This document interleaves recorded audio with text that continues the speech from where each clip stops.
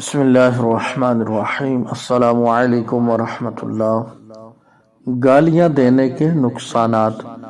کہتے ہیں کہ ایک لوہار کی بند دکان میں ایک سانپ گھس گیا، اس کا جسم وہاں پڑی ایک آری سے ٹکرا کر ہلکا سا زخمی ہو گیا۔ اس سانپ نے پلٹ کر پوری قوت سے آری کو ڈسا، جس کے سبب اس کا منہ بھی زخمی ہو گیا۔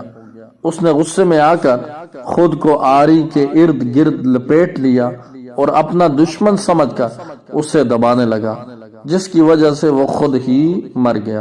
اے عاشقان رسول، اس بے وقوف سانپ کی طرح غصیلے یعنی غصے والے افراد بھی بے وقوفانہ انداز اپناتے، دوسروں کو تکلیف دیتے اور نقصان پہنچانے کی کوشش کرتے ہیں، ذرا ذرا سی بات پر گالی دے رہے ہوتے ہیں۔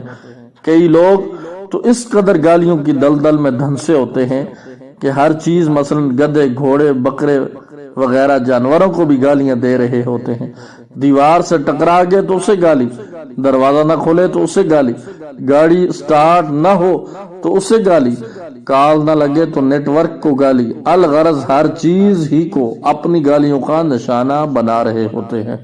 بات پر غصہ ہو کر گالیاں دینے والا شخص اس بے وقوف سانپ کی طرح عزت کے حوالے سے اپنی موت آپ ہی مر جاتا ہے۔ یاد رکھیے، کسی مسلمان کو گالی دینا، اس کی عزت اچھالنا گناہ کا کام ہے۔ نمبر 1، اللہ پاک کے آخری نبی صلی اللہ علیہ وسلم نے فرمایا، سود 70 گناہوں کا مجموعہ ہے، ان میں سے سب سے کم یہ ہے کہ کوئی شخص اپنی ماں سے بدکاری کرے، اور سود سے بڑھ کر گناہ مسلمانوں کی بے عزتی کرنا ہے۔ نمبر 2، گالیاں دینے والا شخص اگر سیٹھ ہے تو اس کے ملازم، شوہر ہے تو اس کی بیوی، استاد ہے تو اس کے شاگرد اس سے تنگ رہتے ہیں۔ اگر عزت بھی کرتے ہیں تو صرف اپنے مقاصد کے حصول کے لیے یا پھر اس کے شر سے بچنے کے لیے، اور جس کی عزت اس کے شر سے بچنے کے لیے کی جائے، حدیث پاک میں اسے بدترین آدمی کہا گیا ہے۔ نمبر 3، گالیاں دینے والا بہت ہی برا شخص ہوتا ہے، جیسا کہ حدیث شریف میں ہے کہ کسی مسلمان سے گالی گلوچ کرنا فسق ہے۔ نمبر 4، جھگڑے کے وقت گالی بکنے کی عادت کو منافقت کی نشانیوں میں سے ایک نشانی کہا گیا ہے، لہٰذا گالیاں بکنے والا ایک طرح سے خود کو تو منافقوں کی لسٹ میں شامل کرنے کی کوشش کر رہا ہوتا ہے۔